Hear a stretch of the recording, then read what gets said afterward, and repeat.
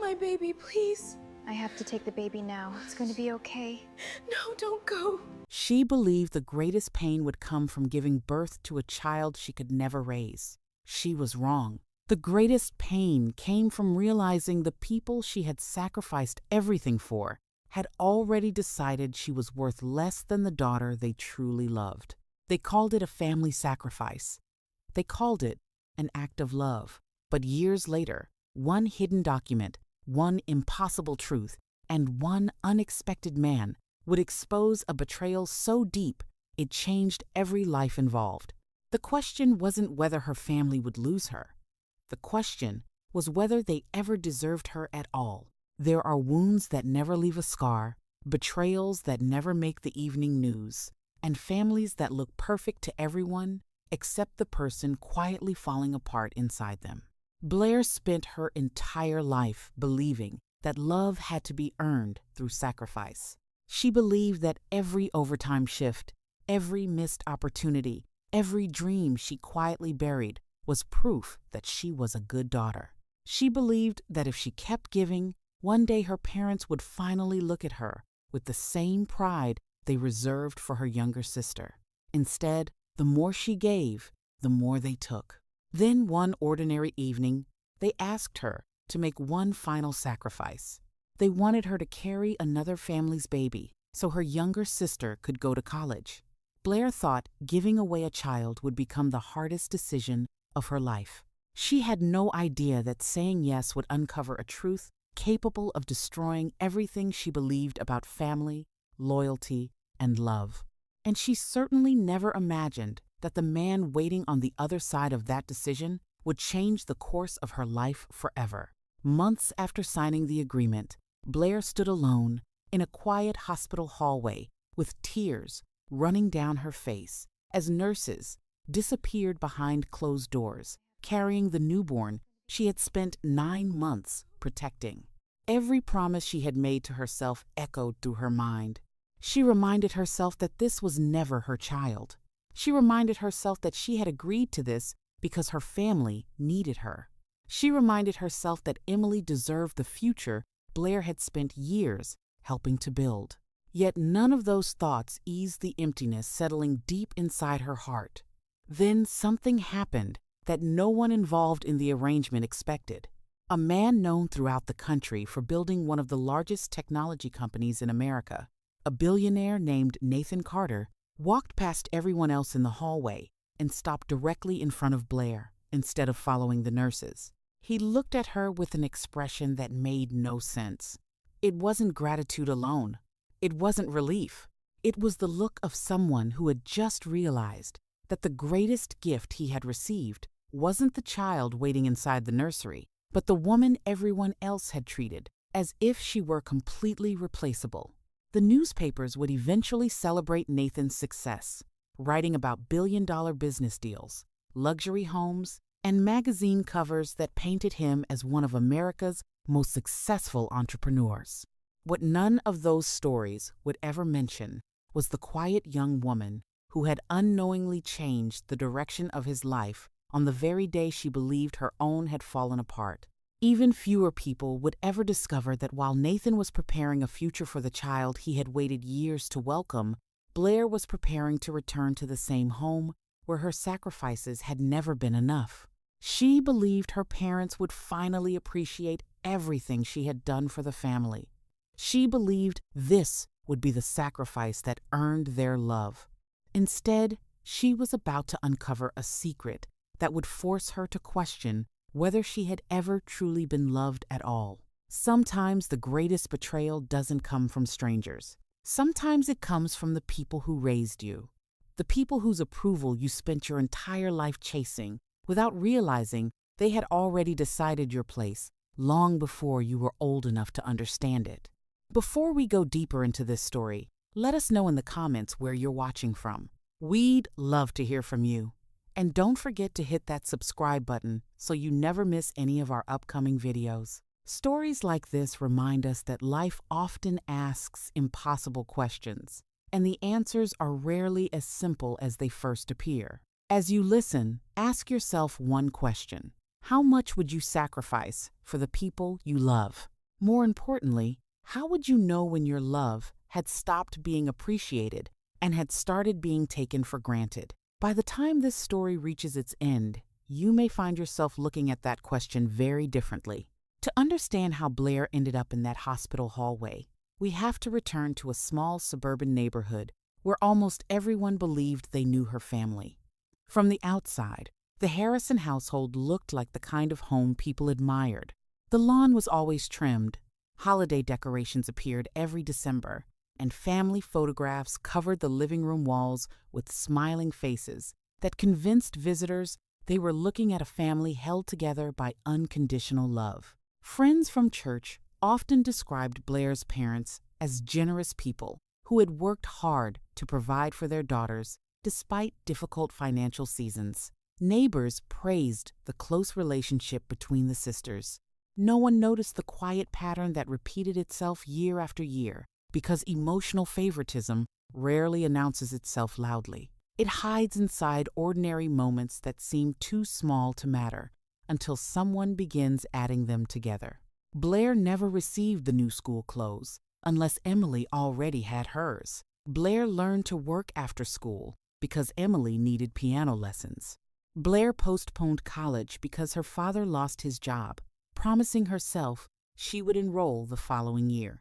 That following year never came. Every time life offered Blair a chance to move forward, another family emergency appeared, and somehow the solution always required Blair to step backward so someone else could move ahead.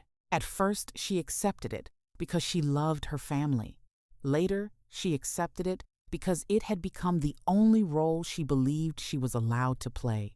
She became the dependable daughter, the reliable daughter, the daughter who never complained, never argued, and never asked why the rules were always different for her than they were for Emily. But there was something Blair didn't know. Years before anyone mentioned surrogacy, before tuition bills arrived, before Nathan Carter's name entered her life, a decision had already been made inside that house. A decision so painful that once the truth finally surfaced, Blair would realize her greatest sacrifice had never been carrying someone else's child. Her greatest sacrifice had been spending years trying to earn love from people who had quietly mistaken her kindness for an endless resource. And the day that hidden truth finally came to light, there would be no going back. If someone had walked into the Harrison home on an ordinary Tuesday afternoon, they would have seen nothing that suggested one daughter carried the weight of an entire family, while the other carried its hopes. Linda Harrison greeted neighbors with the same warm smile every Sunday after church. Robert Harrison was known as a hard-working man who never hesitated to lend a hand when someone needed help repairing a fence or moving heavy furniture. Emily, the youngest daughter, was polite, intelligent, and quick to thank anyone who complimented her achievements. Blair fit naturally into the picture, always standing close enough to be included in the family photographs, but somehow never becoming the center of any of them. It was the kind of household people admired from a distance, yet families rarely reveal who they truly are in public. The quiet truths usually appear in ordinary moments when no one else is watching. Blair had learned that lesson long before she was old enough to understand what favoritism looked like. She only knew that every celebration seemed to belong to Emily, while every responsibility somehow found its way to her. The pattern had begun so early that Blair could no longer remember a time when life felt different. At 12 years old, she proudly carried home a certificate after finishing first in a county writing competition.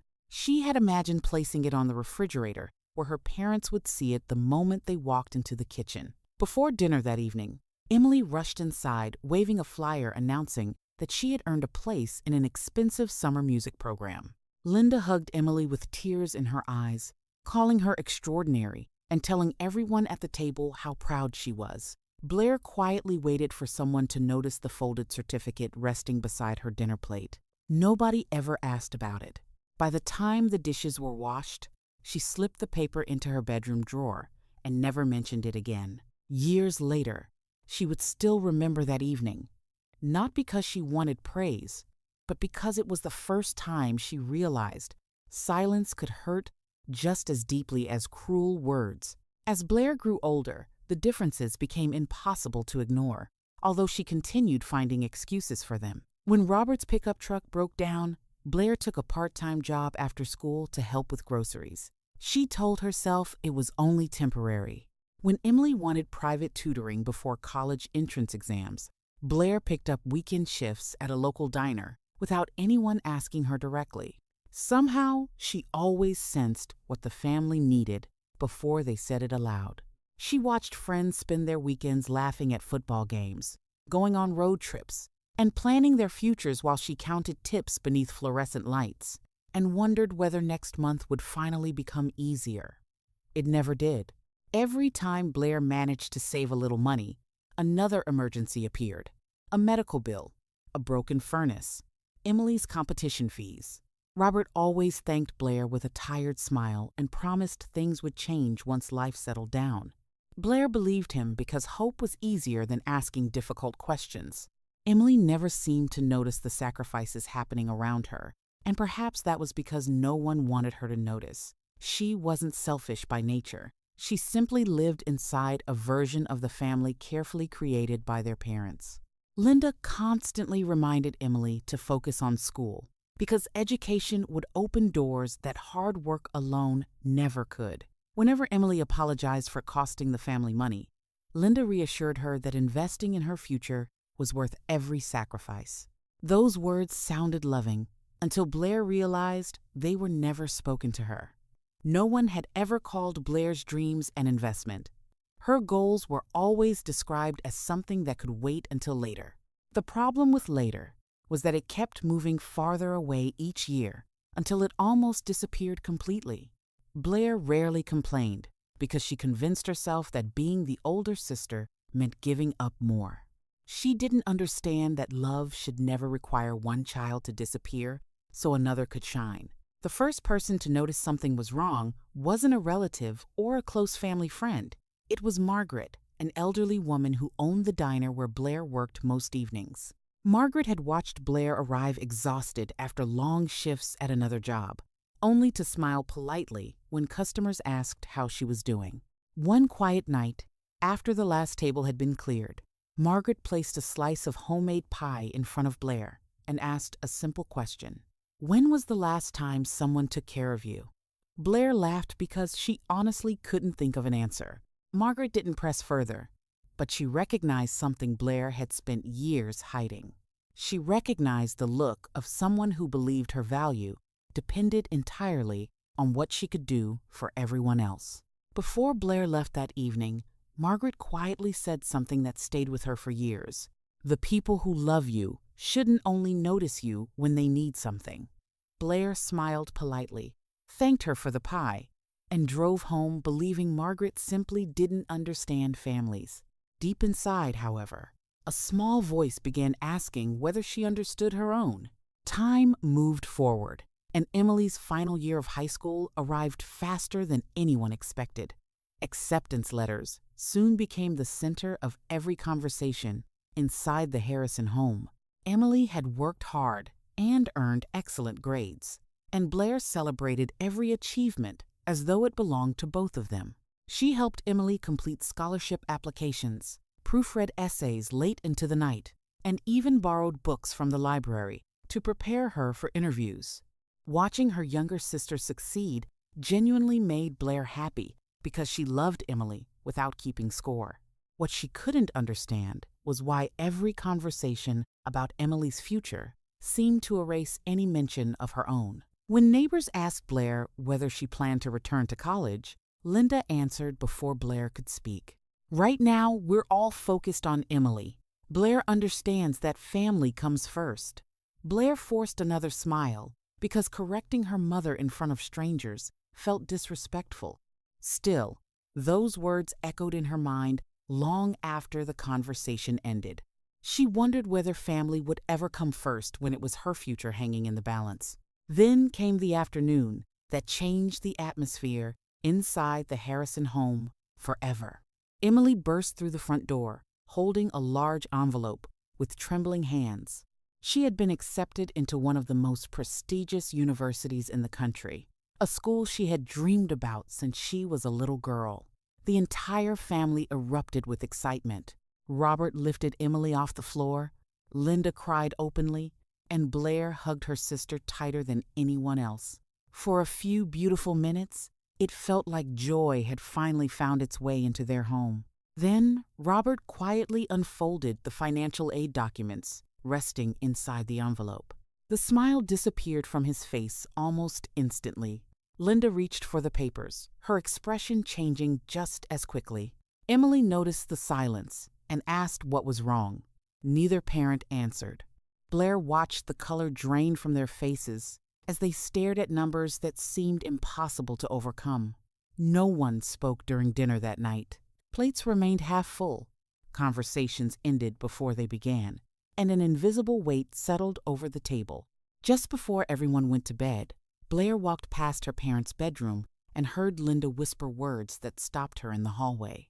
There may still be one way, but she'll never agree if we ask her directly.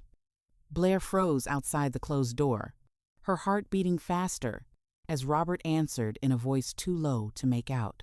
She waited another moment, hoping to hear more, but the room fell completely silent. She had no way of knowing that the conversation taking place behind that door would soon ask more of her than she had ever imagined giving. And once that request was made, every sacrifice that came before it would seem small by comparison. The following morning, Blair convinced herself she had misunderstood what she heard outside her parents' bedroom. Families whispered about difficult decisions all the time, especially when money was tight. There had to be a reasonable explanation, something less troubling than the uneasy feeling that had followed her to bed. She pushed the thought aside the way she always did, choosing optimism over suspicion, because that was the role she had played for most of her life.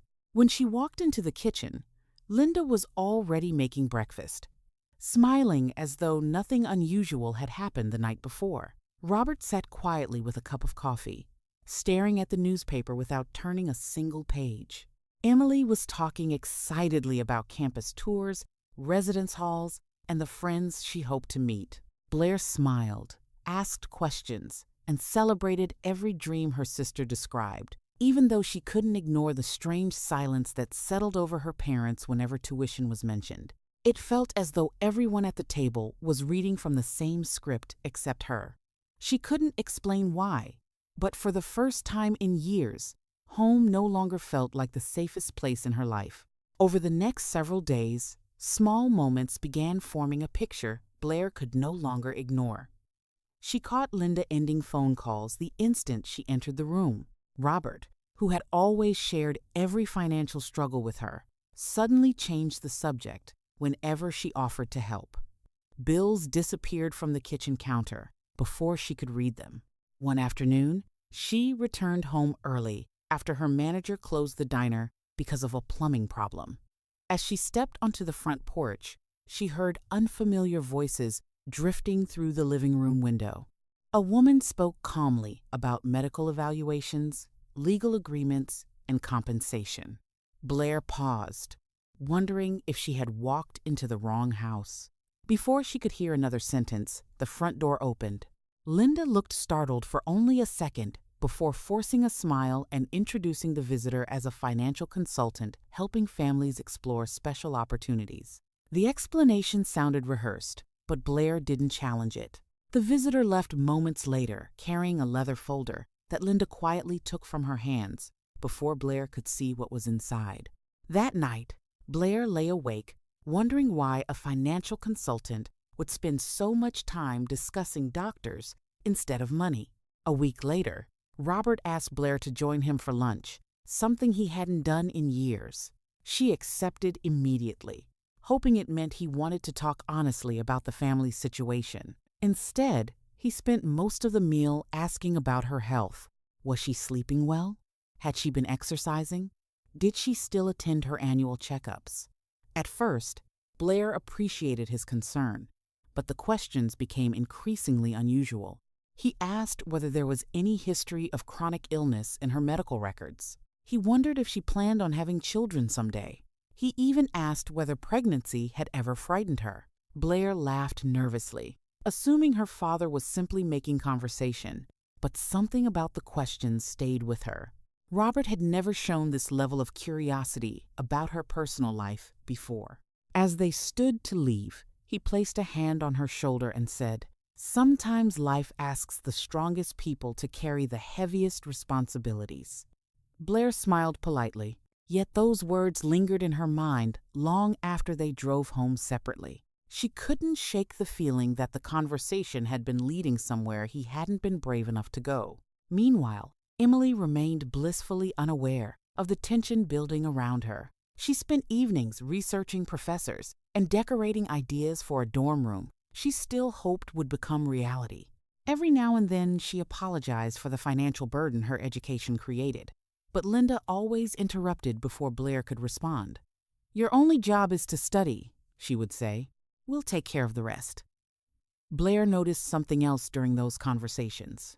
Every reassurance directed toward Emily was accompanied by a quick glance toward Blair, as though her parents expected something from her without saying it aloud. It reminded Blair of childhood evenings when her mother would sigh dramatically before asking if Blair could skip another school trip because Emily needed braces or piano lessons. Linda never demanded outright. She simply created an atmosphere where saying no felt impossible. Blair had spent years mistaking guilt for love, and although she didn't realize it yet, the same pattern was quietly unfolding again. Then came the Sunday evening that changed everything. After dinner, Linda asked Blair to stay behind, while Emily went upstairs to finish a scholarship essay. Robert remained seated at the dining table, with his hands folded tightly together, avoiding eye contact. Blair sensed the seriousness immediately.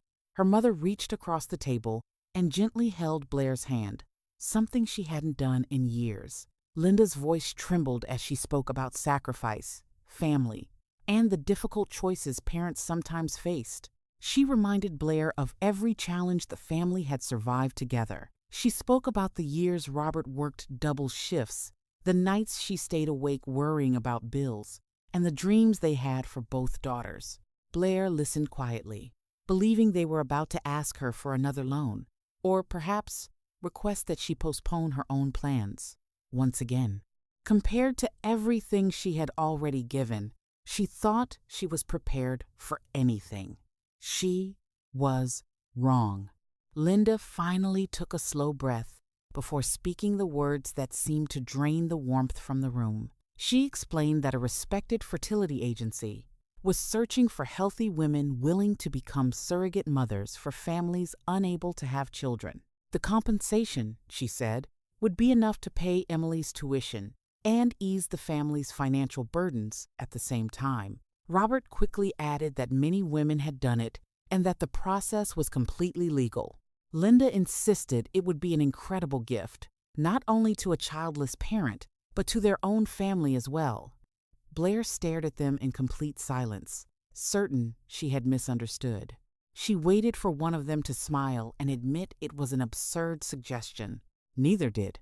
The room remained painfully quiet until Blair finally whispered, "You're asking me to carry someone else's baby?" Linda squeezed her hand tighter and answered with words Blair would never forget. "We're asking you to save this family one more time."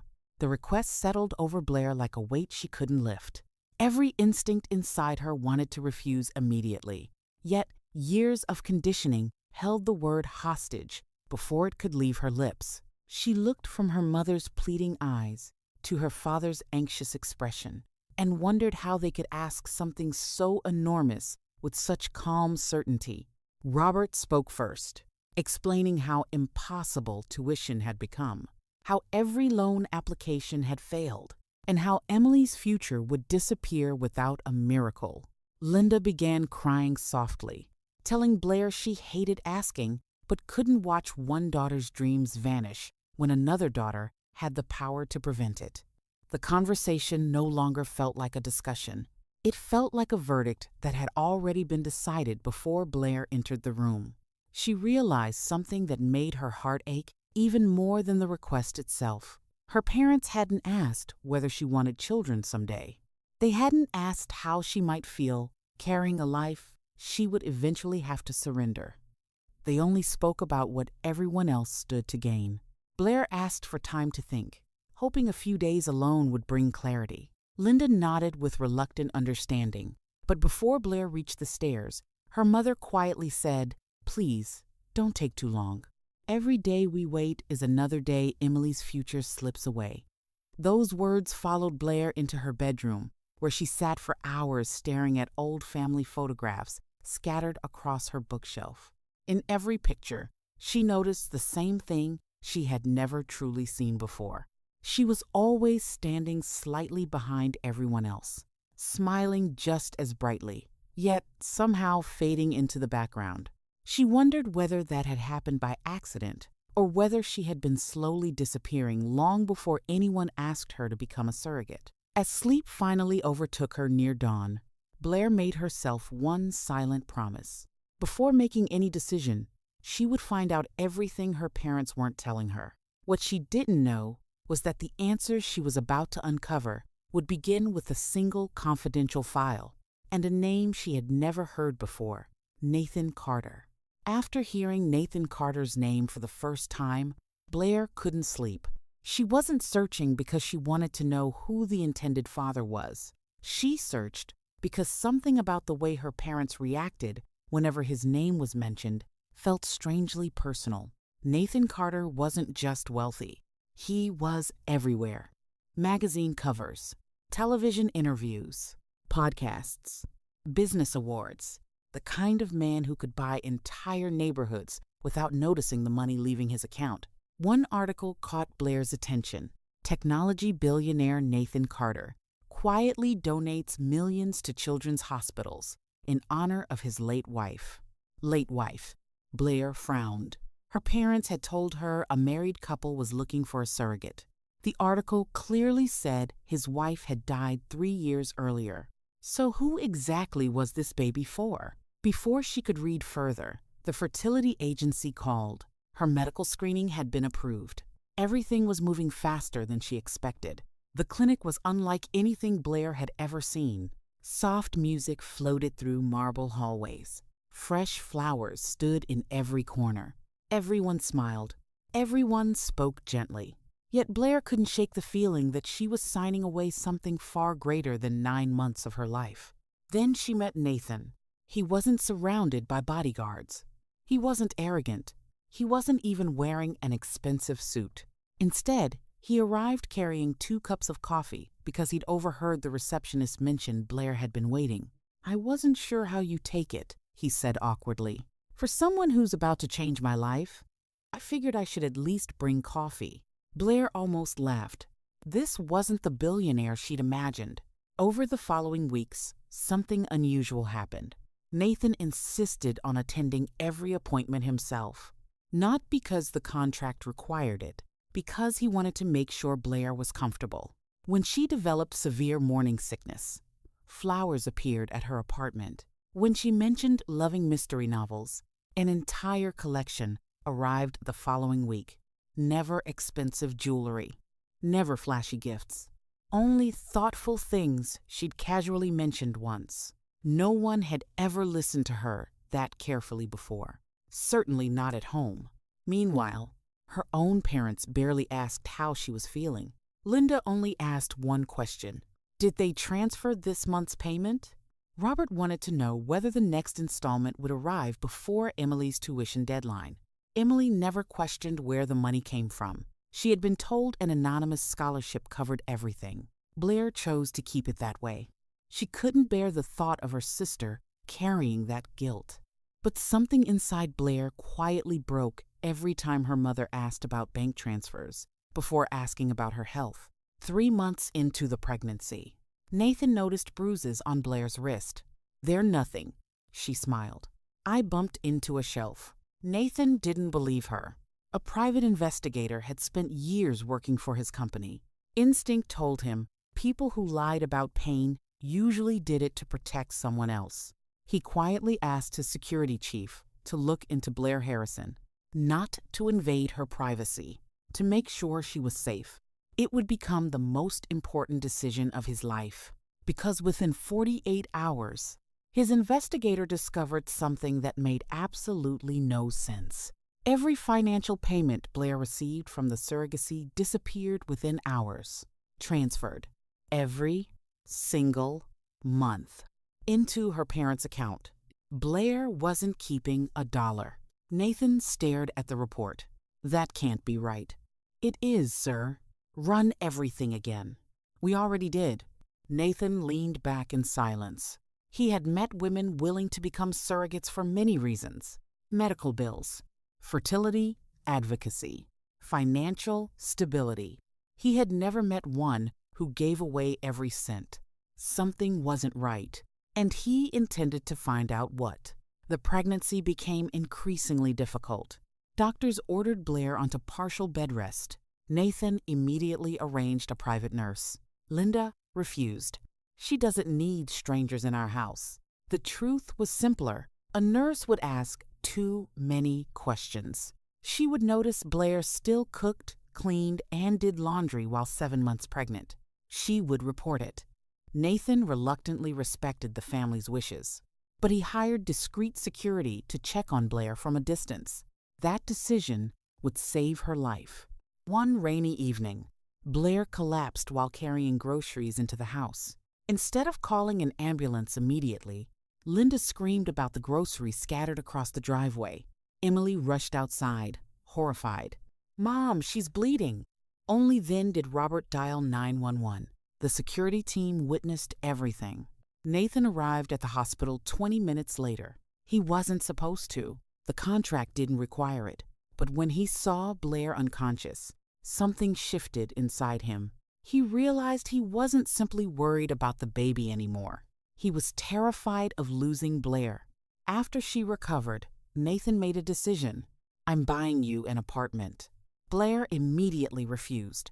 "I didn't do this for money." "I know." "Then why?" "Because I don't think you're safe." She smiled sadly. "My family loves me." Nathan wanted to argue. Instead, he asked a question. "When was the last time they sacrificed something for you?" Blair opened her mouth. Nothing came out. For the first time, she couldn't think of a single answer. 8 months into the pregnancy, Nathan's investigator returned. This time, he wasn't carrying another financial report. He was carrying an old, yellowed hospital file, one that had been sealed for nearly 30 years. And, "You need to see this." Nathan opened the folder. The first page listed 2 newborn girls, Emily Harrison, Blair Harrison. The second page made his heart stop. One baby had been discharged to Robert and Linda Harrison. The other had originally been assigned to another family before an emergency amendment was signed less than 6 hours after birth. Nathan frowned. Why would newborn records be amended? The investigator swallowed. That's not the strangest part. What is? The amendment was signed by someone who wasn't a parent. Nathan looked down. The signature belonged to one man, a lawyer, who had died 25 years earlier. And beneath that signature was one sentence that would destroy everything Blair believed about her life. Infant transferred pursuant to confidential family agreement. Nathan slowly closed the file. Only one question remained. Who was Blair Harrison? Really? Nathan stared at the faded hospital records for what felt like an eternity. Every page answered one question while creating 3 new ones. Nothing about the file looked accidental. Every signature had been witnessed. Every amendment had been notarized. Someone had gone to extraordinary lengths to make sure the paperwork appeared legitimate. People did not spend this much effort hiding an ordinary adoption. Someone had been protecting a secret worth millions, or destroying someone else's future. Nathan quietly closed the folder and looked across his office at the investigator, who had spent nearly 3 weeks tracking records that no longer officially existed. There has to be more. There is. The investigator slid another envelope across the desk. I wasn't sure you'd want to see this. until I verified it. Nathan opened the envelope. Inside was a photocopy of a cashier's check issued almost 29 years earlier. The amount wasn't enormous by today's standards, but for a struggling young couple at the time, it could have changed their entire lives. The check had been deposited into Robert and Linda Harrison's account less than 48 hours after Blair left the hospital. Nathan frowned. Who wrote it? The investigator hesitated. That's the strange part. The account belonged to someone named Victor Langford. Nathan searched his memory. The name meant nothing. Who is Victor Langford? The investigator inhaled slowly. According to every document I've found, he was Blair's uncle. Silence filled the room. Nathan looked back down at the old check. Robert and Linda hadn't simply raised another family's child. Someone had paid them to do it. Not a charity, not a social agency, not the courts. Family. Nathan leaned back in his chair. Find out why. The investigator nodded. I already started. And? The deeper I dug, the stranger it became. Nathan's eyes narrowed. What aren't you telling me? The investigator reached into his briefcase one final time. This folder was different. It was thicker, much thicker. Property deeds, corporate filings, old newspaper clippings, probated documents, business licenses. Nathan opened the first page. A headline from nearly 3 decades earlier stared back at him. Local business owner killed in tragic highway accident. Below the headline was a photograph. A smiling man stood outside a manufacturing plant with several employees. Nathan's heart skipped. The man's eyes, they were Blair's. The same warm brown eyes, the same smile, even the same small dimple that appeared whenever she laughed. There was no question. This man had been her father. Nathan kept reading. His name was Daniel Langford, founder and owner of Langford Technologies, a rapidly growing engineering company expected to become one of the largest industrial suppliers in the Midwest. Nathan frowned. Langford Technologies. He knew that company. Everyone in business did. Today, it was worth hundreds of millions of dollars. He turned another page. The accident report. Daniel Langford, dead. His wife, Rebecca Langford, dead. Their only daughter, listed as deceased. Nathan froze. He read the sentence again. Their only daughter, listed as deceased. No, he whispered. They buried her. The investigator nodded slowly. Officially, Blair died the same night her parents did. Nathan looked up in disbelief. Then who has been living as Blair Harrison for the last 29 years? The investigator answered quietly. A child who legally doesn't exist. Nathan felt a chill run through him. Someone hadn't simply stolen an inheritance. They had erased an entire human being. He continued reading. Only 6 weeks after Daniel Langford's funeral, control of Langford Technologies transferred to Daniel's younger brother, Victor Langford. Nathan's breathing slowed. Everything suddenly began fitting together. The dead parents, the missing child, the mysterious payment, the false records, the hidden adoption. None of it had been random. It had been planned, years in advance. He flipped to another document. This one came from probate court. Nathan expected to see Victor named sole heir. Instead, his eyebrows lifted. Daniel Langford's will said something completely different.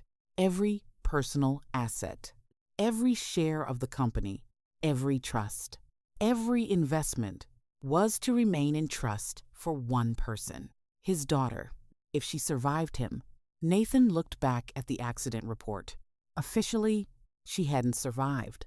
Conveniently, the trust dissolved. Ownership shifted. Victor inherited operational control. Nathan slowly placed the papers on his desk. So, if Blair had remained legally alive, the investigator finished the sentence. Victor would never have owned a single share. Nathan closed his eyes. The motive was finally clear. Greed, not desperation, not family. Greed.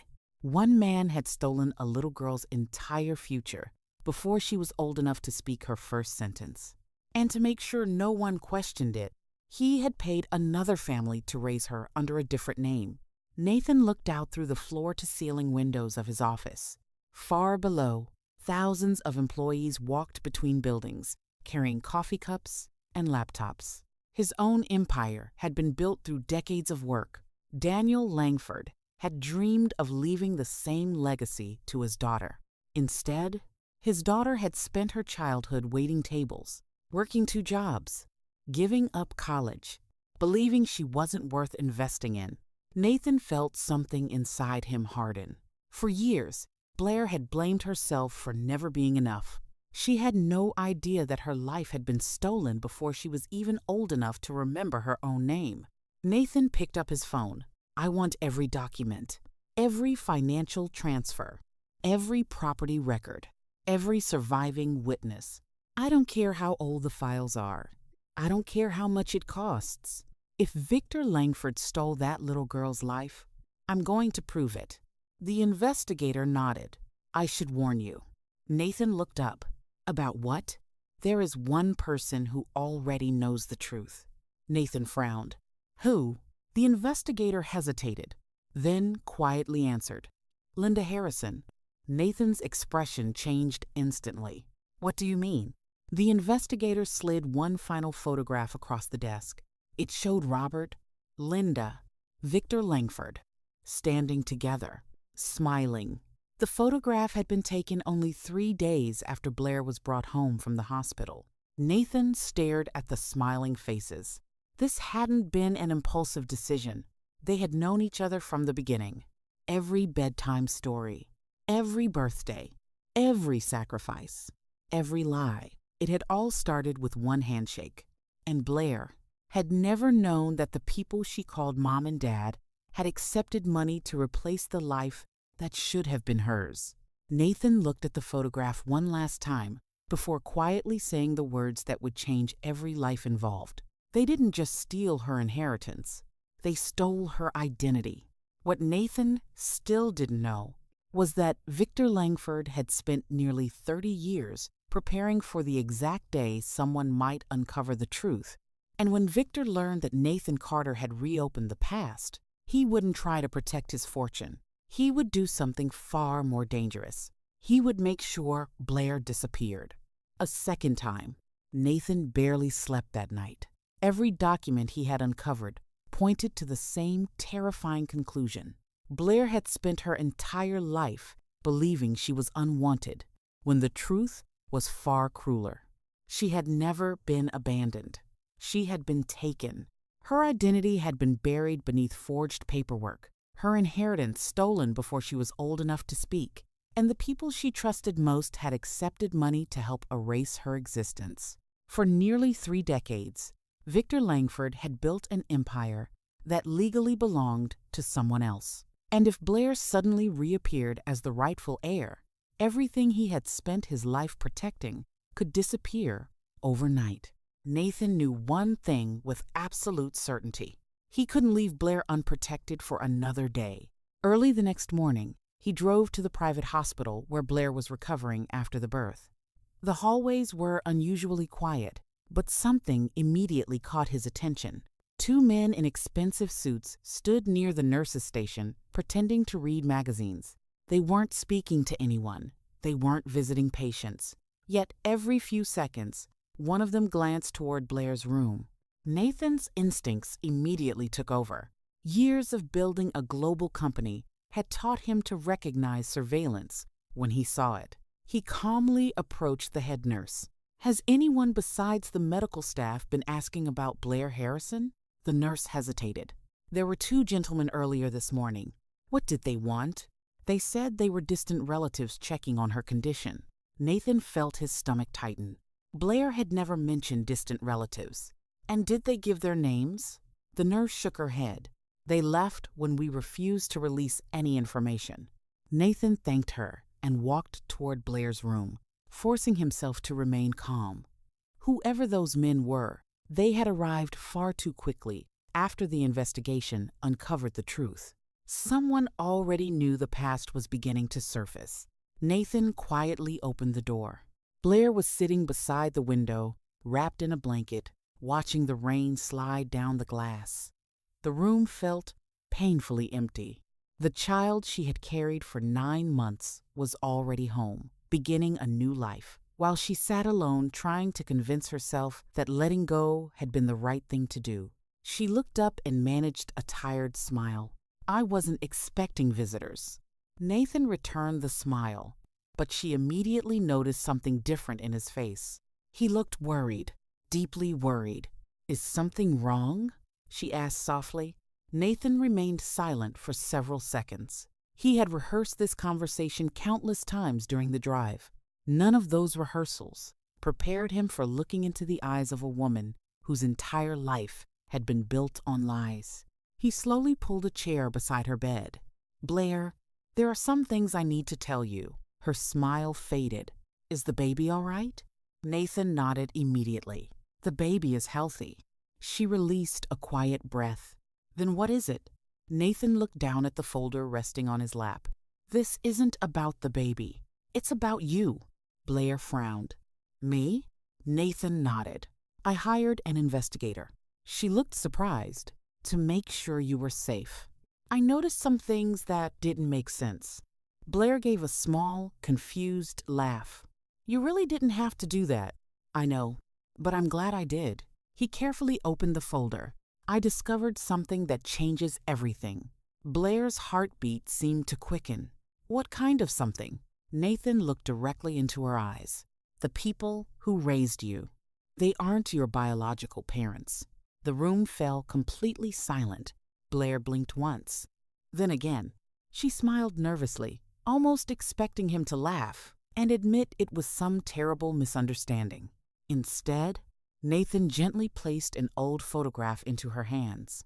A young couple stood outside a manufacturing company, smiling at the camera.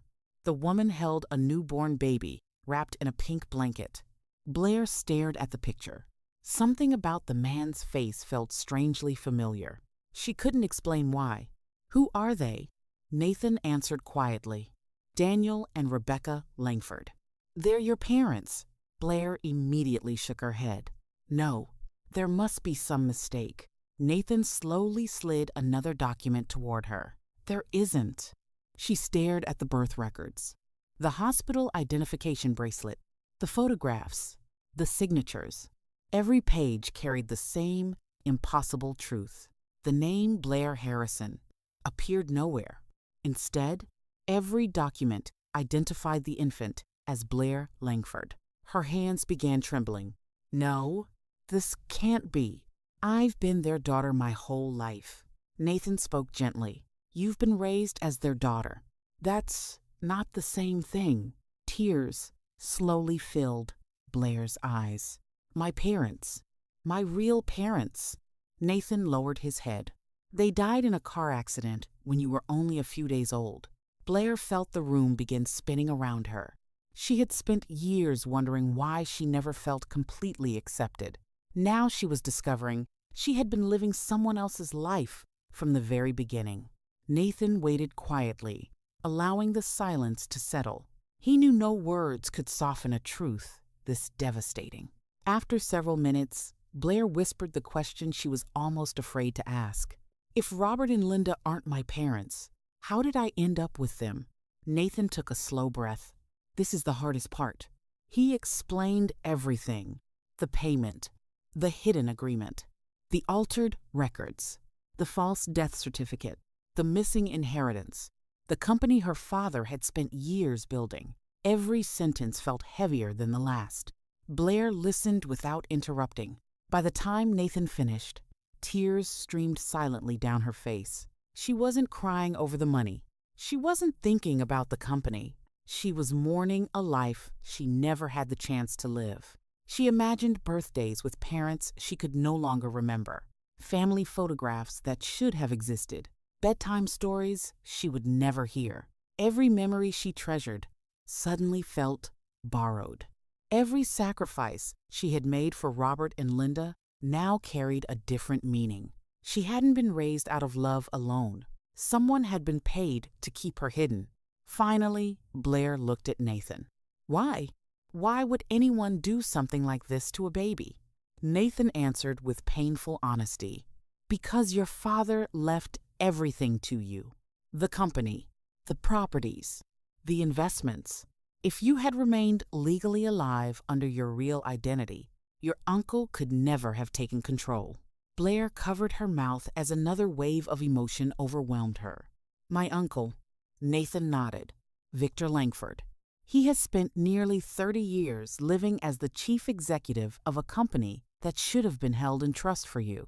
The room became unbearably quiet. Nathan hesitated before continuing. There is something else. Blair slowly looked up. I believe Victor already knows someone is uncovering the truth. Fear crossed her face. What do you mean? This morning, 2 unidentified men came here asking questions about you. They claimed to be relatives. They weren't. Blair's fingers tightened around the blanket. Nathan continued calmly.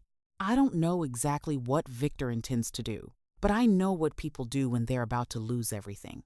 They become dangerous. He leaned forward. So I'm asking you to trust me. Blair looked at him through tear-filled eyes. Trust you? How? I don't want you returning to the Harrison house. She stared at him. Not yet. I want you to come home with me. My security team can protect you. My attorneys can begin proving your identity. My investigators can continue gathering evidence. But none of that matters if you're not safe. Blair looked toward the rain-covered window. Everything she had believed 24 hours earlier was gone. The home she thought she knew no longer felt like home. The parents she had sacrificed everything for suddenly felt like strangers. The future she imagined had disappeared. She was completely alone. Or at least, she thought she was. Nathan quietly stood. You don't have to decide this minute. But if you walk back into that house before we know exactly what Victor is planning, I can't promise you'll be safe. Blair slowly looked back at him. For the first time in years, someone wasn't asking her to sacrifice something. Someone was asking to protect her. She wiped away her tears, took one long, unsteady breath, and quietly whispered the words that would begin the next chapter of her life. Take me with you. Neither of them noticed the black luxury SUV parked across the street from the hospital. Inside, one of Victor Langford's men lowered a camera after photographing Blair leaving her room with Nathan Carter. He immediately picked up his phone. The girl is with him. A long silence followed. Then Victor's cold voice answered from the other end. I was hoping it wouldn't come to this. Another pause. Don't lose sight of them. If Nathan Carter wants a war, he just declared one. Blair had no idea that as she prepared to leave the hospital, a plan that had remained buried for almost 30 years was beginning to unravel. And Victor Langford had already decided that if he couldn't keep her hidden, he would make sure she never lived long enough to claim what was rightfully hers. The drive from the hospital to Nathan's estate was almost completely silent. Blair sat beside the window, watching the city slowly disappear behind them as towering buildings gave way to quiet roads lined with ancient oak trees. Every mile carried her farther from the only home she had ever known. Yet she couldn't bring herself to miss it. Instead, she found herself mourning something far more painful. She was grieving the family she had spent her entire life believing she belonged to. She wasn't leaving home. She was leaving behind a lifetime of carefully constructed lies. Nathan glanced toward her several times, but never forced a conversation. He understood that some truths could not be processed in a single afternoon. Learning that your parents had died before you could remember them was heartbreaking. Learning that your entire identity had been stolen was something else entirely. Blair wasn't simply questioning her past anymore. She was questioning every memory she had ever trusted. As the gates to Nathan's estate slowly opened, Blair looked up in quiet disbelief. The mansion stood at the end of a long, tree-lined driveway, elegant without being extravagant. It wasn't the size that caught her attention. It was the feeling. For the first time in days, she saw a place that felt peaceful instead of overwhelming. Nathan turned off the engine and looked at her gently. "You're safe here." Those 3 words almost brought Blair to tears. She couldn't remember the last time anyone had promised her safety instead of asking her for another sacrifice. Before she could answer, the front door opened. Several members of the household staff stepped outside, greeting Nathan warmly before welcoming Blair with genuine kindness. No one stared at her. No one whispered about why she was there. They simply treated her with the dignity she had quietly searched for her entire life. One of the nurses approached with a gentle smile. "Mr. Carter thought you might like to see someone." Blair frowned in confusion. The nurse carefully led her through the house and stopped outside a beautifully decorated nursery. Blair's heart immediately began racing. Nathan quietly opened the door. Inside, sleeping peacefully in a small white crib, was the baby she had carried for 9 months. Blair froze. She hadn't expected this. She had spent every minute since leaving the hospital convincing herself she would never see the child again. Slowly, almost afraid the moment might disappear, she stepped closer. The baby stretched softly before opening tiny eyes for just a moment. Blair's breathing caught. Every instinct she had spent months trying to silence came rushing back at once. Without thinking, she gently reached into the crib, her fingers barely touching the baby's tiny hand. The little fingers instinctively wrapped around hers. Blair closed her eyes. A single tear rolled down her cheek. She had repeated the same sentence to herself throughout the pregnancy. "This isn't my baby." Yet no matter how many times she repeated those words, her heart still remembered every kick, every heartbeat, every sleepless night. Nathan remained quietly behind her. He had struggled with this decision for days. The legal agreement was clear. The child was his. But he had also witnessed the extraordinary sacrifice Blair had made. He refused to pretend that pretending she felt nothing would somehow make the pain easier. "You don't have to say goodbye today," he said softly. Blair looked back at him. "I thought I wasn't supposed to see the baby again." Nathan smiled gently. "I never wanted you to disappear from this child's life. You gave this little one life. I won't erase that." Blair felt another wave of emotion overwhelm her. No expensive gift Nathan had ever given her could compare to those simple words. For the first time since the delivery, she allowed herself to simply stand beside the crib without guilt. She wasn't trying to replace anyone. She wasn't claiming something that wasn't hers. She was simply saying goodbye a little more slowly. Although deep inside, she couldn't stop herself from wondering how much longer she would be allowed to have even this. Nathan seemed to sense her thoughts. "This child will always know the truth." Blair looked at him in surprise. "The truth?" Nathan nodded. "One day, when the time is right, they'll know the remarkable woman who made their life possible." Blair lowered her eyes, unable to speak. She had spent her entire life feeling invisible. Nathan was making sure that, at least to one child, she never would be. While Blair slowly began recovering inside the safety of the estate, Nathan threw himself into the investigation with even greater determination. Every morning began with meetings involving attorneys, forensic accountants, retired detectives, and corporate investigators. Boxes of forgotten financial records arrived daily. Property deeds were compared against probate filings. Hospital archives were reconstructed from microfilm.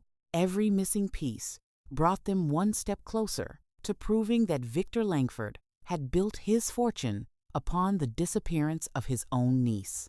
Then another disturbing discovery surfaced. One of Nathan's forensic accountants found that several original shareholder certificates from Daniel Langford's company had quietly disappeared shortly after Daniel's death. Replacement certificates had been issued. The signatures looked authentic. The dates matched. Yet microscopic analysis suggested the ink had been produced years after the documents claimed to have been signed. Someone hadn't simply stolen a company. Someone had spent decades carefully rewriting history. Nathan knew what that meant. Victor had never intended for the truth to survive. Meanwhile, across the city, Victor Langford sat alone inside the executive boardroom, overlooking the headquarters that legally should never have belonged to him. He listened without interrupting as one of his private investigators placed surveillance photographs onto the polished conference table. Nathan, Blair, the mansion, the nursery, the security team. Victor studied each photograph carefully. So she's alive. The investigator nodded. And Nathan Carter has taken her into his home. Victor slowly leaned back in his chair. For nearly 30 years, he had convinced himself that the past had been buried forever. One unexpected billionaire had undone everything in less than 2 weeks. His legal advisor broke the silence. If she establishes her identity, she'll have grounds to reopen the probate case. Victor didn't respond. Another advisor continued. If the court accepts the evidence, every major decision you've made as chief executive could come under review. Still, Victor remained silent. Then came the sentence he had dreaded most. The board may remove you. Victor's expression hardened. They won't. The room fell silent. He stood and walked toward the floor-to-ceiling windows overlooking the city he had spent decades conquering. I worked too hard to lose everything to a woman who doesn't even know who she is. One of the men cautiously asked, "What do you want us to do?" Victor answered without turning around. "Find every person connected to those hospital records. If anyone can still testify, I want to know before Nathan does." He paused. And Blair? Victor's reflection stared back at him in the glass. For 29 years, the world believed she died with her parents. He slowly closed his eyes. Perhaps it was always supposed to stay that way. Back at the estate, Blair's strength slowly returned with each passing day. The exhaustion from the pregnancy faded. The fear inside her, however, refused to leave. Every unfamiliar car outside the gates made her anxious. Every unexpected phone call made her wonder whether someone had already discovered where she was. Nathan noticed the change immediately. One evening, he found her sitting alone in the garden long after sunset. "You haven't slept much." Blair managed a faint smile. "I'm afraid to." Nathan sat beside her. "What scares you the most?" She looked toward the stars. "I spent my whole life believing I had nothing." She swallowed hard. "Now I know someone stole everything from me." Her voice trembled. "And if they were willing to steal a little girl's identity?" She turned to look at Nathan. "What won't they do now?" Nathan met her eyes with quiet determination. "They're counting on you to stay afraid." Blair remained silent. Nathan continued. "They've had almost 30 years to write this story." He gave her a reassuring smile. "It's our turn to tell the truth." Neither of them realized that, at that very moment, someone hidden beyond the estate walls was photographing every security patrol, every entrance, and every camera. Victor Langford was no longer preparing to defend his stolen empire. He was preparing his most desperate move yet. And before the week was over, Nathan would receive a message that proved just how far Victor was willing to go to make sure Blair disappeared forever. The days that followed were quieter than Blair expected, but beneath the calm, everyone understood that time was running out. Nathan refused to slow the investigation. Every document his legal team uncovered was immediately delivered to state investigators. Every hospital record was authenticated. Every financial transfer was traced. Every signature was examined by independent forensic experts. The evidence no longer pointed toward suspicion. It pointed toward a carefully planned crime that had lasted nearly 3 decades. Victor Langford could feel his world closing in around him. For years, money had solved every problem. Influence had silenced every question. Power had opened every door. Now, none of it seemed enough. The investigators Nathan had hired were uncovering records Victor believed had disappeared forever. Former employees had begun speaking to authorities. Retired hospital staff were identifying signatures. Even the attorney who had prepared Daniel Langford's original estate plan had left handwritten notes that perfectly matched the timeline Nathan's team had reconstructed. Victor knew it was only a matter of time before the truth reached the board of directors. Desperation replaced confidence, and desperate people often made reckless decisions. Late one evening, as Nathan and Blair returned from a meeting with their attorneys, another vehicle suddenly accelerated toward the entrance of the estate. The headlights blinded the security guards for only a moment. Before the vehicle reached the gates, Nathan's security team reacted instantly. Concrete barriers rose from beneath the driveway. The speeding vehicle slammed into the reinforced barricades before it could reach the house. The impact echoed across the entire property. Nathan immediately pulled Blair behind him as security officers surrounded the vehicle. The driver attempted to escape, but was quickly restrained. Blair's heart raced uncontrollably. She had barely recovered from childbirth. The sudden panic caused her to lose her balance as pieces of shattered glass scattered across the driveway. She stumbled against a stone planter, leaving painful bruises along her shoulder and arm before Nathan caught her and carried her away from the scene. Within minutes, police officers arrived alongside emergency medical personnel.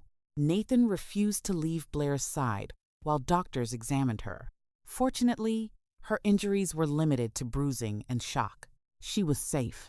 That was all Nathan cared about. The authorities immediately questioned the driver. At first, he claimed it had been an accident, but evidence told a different story. Phone records, bank transfers, encrypted messages. By sunrise, investigators had connected the driver to Victor Langford's private security company. That single mistake unraveled everything. Search warrants were issued before noon. Authorities entered Victor's office with boxes for evidence and warrants signed by a judge. Computers were seized. Financial records were confiscated. Hidden agreements were recovered from private safes. Among the documents was the original payment agreement made nearly 30 years earlier. It contained Robert Harrison's signature, Linda Harrison's signature, and Victor Langford's signature. There was no longer any room for doubt. The child had never been abandoned. She had been deliberately hidden. Within hours, every major news network carried the same breaking headline. The celebrated chief executive of Langford Technologies had been arrested as part of a decades-old fraud, conspiracy, identity falsification, and inheritance theft investigation. The board of directors immediately voted to suspend Victor from all executive responsibilities, pending criminal proceedings. For the first time in nearly 30 years, the company no longer belonged to the man who had stolen it. The court moved quickly. DNA testing confirmed what Nathan's investigation had already proven. Blair Harrison was, in fact, Blair Langford, the only surviving child of Daniel and Rebecca Langford, the rightful heir to the Langford family estate. Every document that had erased her identity was declared fraudulent. The false death record was officially withdrawn. Her legal identity was restored. When the judge announced her full legal name inside the courtroom, Blair quietly closed her eyes. She wasn't celebrating the inheritance. She was mourning the years she could never reclaim. No court could return the birthdays she had missed with her parents. No amount of money could replace the childhood that had been stolen from her. Some victories still carried heartbreak. Only a few days later, another unexpected visitor arrived at Nathan's estate. Robert and Linda Harrison stood outside the gates. They looked nothing like the confident couple Blair had known. Their shoulders were bent. Their faces were filled with regret. After several minutes, Blair agreed to meet them.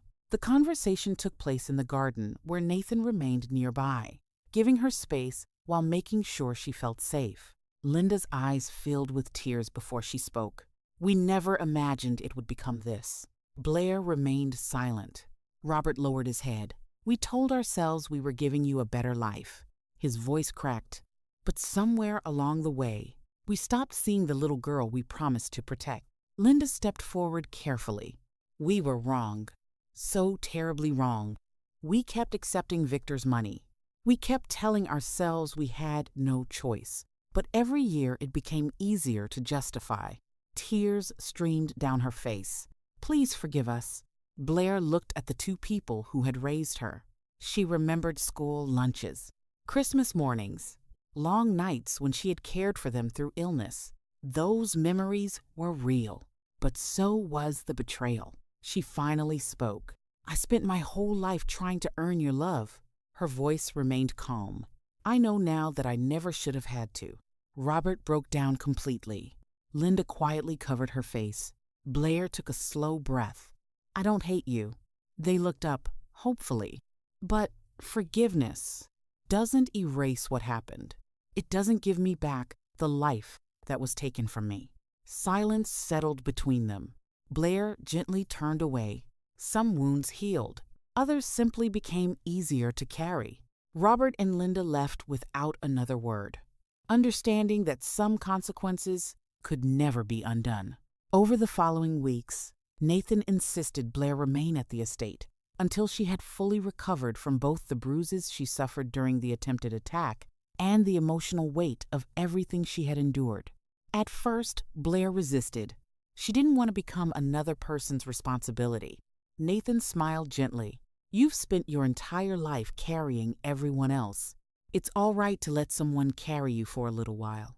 For the first time, Blair didn't argue. She allowed herself to rest. Each morning, they shared breakfast on the terrace. Each evening, they walked through the gardens as Blair slowly began imagining a future she had never believed she deserved. Nathan never pressured her. He never spoke about the inheritance unless she asked. He never treated her like someone who needed to be rescued. He simply stood beside her, steady, patient, present. One quiet evening, as the sun disappeared beyond the trees, Blair looked at Nathan and smiled with a peace he had never seen in her before. "You know, for the first time in my life, I finally feel safe." Nathan smiled back.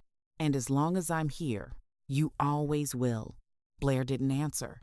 Instead, she reached for his hand. This time, she wasn't sacrificing herself for someone else's happiness. She was choosing her own. Sometimes justice isn't measured by the fortune that's returned or the title that's restored.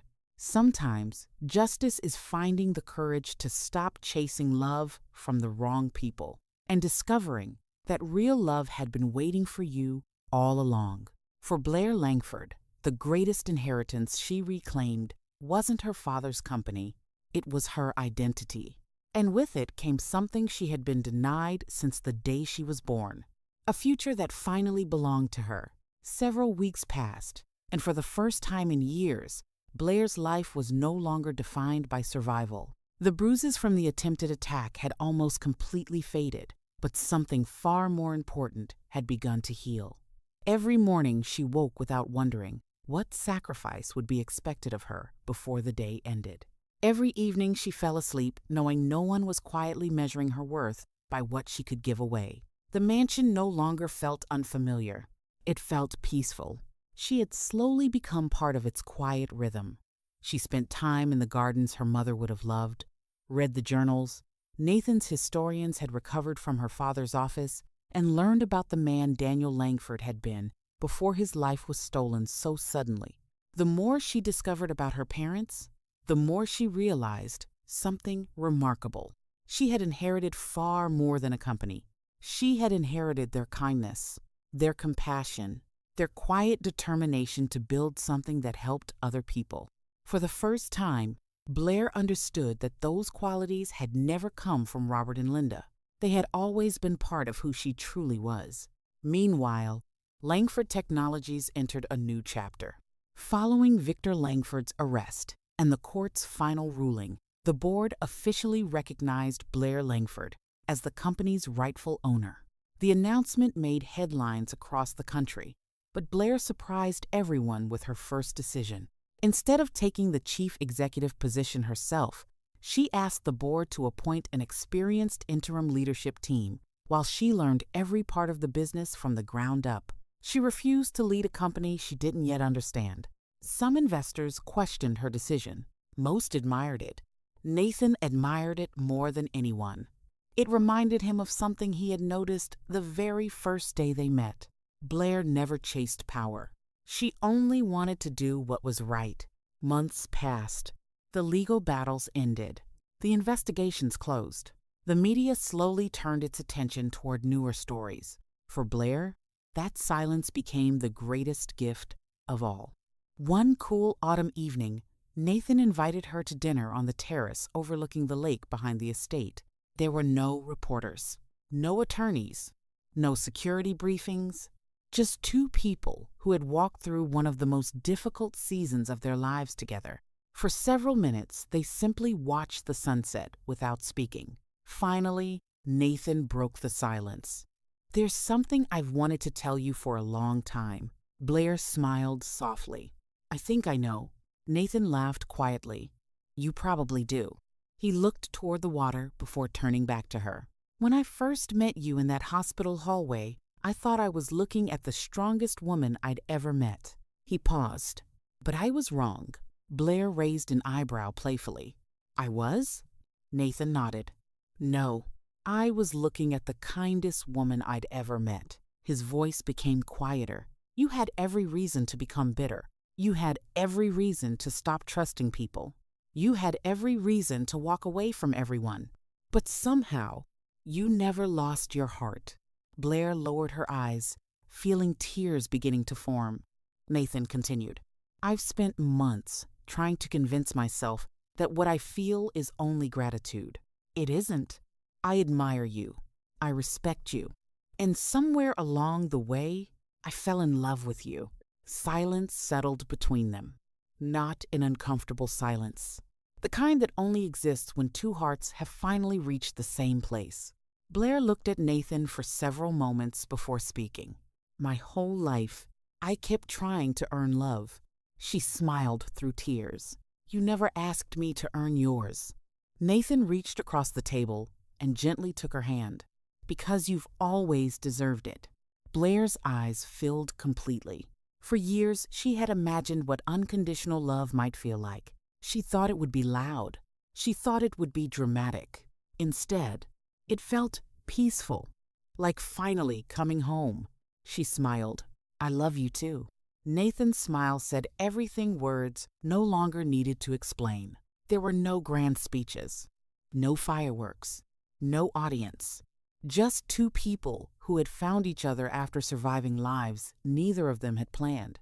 Nearly a year later, Langford Technologies held its annual shareholders meeting. This time, Blair stood confidently before thousands of employees, not as someone seeking revenge, not as someone determined to prove a point, but as a woman finally standing where her parents had always dreamed she would. She spoke about integrity, about second chances, about choosing compassion over bitterness. She announced a new foundation in Daniel and Rebecca Langford's memory, providing educational opportunities for young people forced to abandon their dreams because of financial hardship. As she looked across the audience, she quietly smiled. Somewhere, she hoped her parents would have been proud. After the event, Nathan walked beside her through the company headquarters. Employees greeted Blair not because of her title, but because of the respect she had earned. Nathan gently slipped his hand into hers. She smiled without looking away from the people around them. Years earlier, she believed her greatest purpose was sacrificing herself for everyone else. Now she understood the truth. Real love never asks someone to disappear. It helps them become the person they were always meant to be. Sometimes the family we are born into shapes our beginning, but the family we build through love, honesty, and unwavering support shapes the rest of our lives. Blair lost nearly 30 years searching for a place where she truly belonged. In the end, she discovered that home was never a house. It was the people who chose to stand beside her when the truth finally came to light. And that made all the difference. If Blair's journey reminded you that your worth should never depend on how much you're willing to sacrifice for others, we'd love to hear your thoughts. Have you ever experienced a moment that completely changed the way you saw your family or your own value? Share your story in the comments, because someone reading it today may find the encouragement they need. If you enjoyed this story, don't forget to subscribe and turn on notifications so you never miss our next emotional journey. And in our next story, A woman receives a mysterious letter 20 years after her husband's funeral, containing just 6 words that turn her entire world upside down. Your husband never died that day. Trust us, that's only the beginning. Until next time, remember this: the greatest inheritance isn't money. It isn't power. It isn't even a family name. The greatest inheritance is discovering your true worth and never allowing anyone to convince you that you deserve less.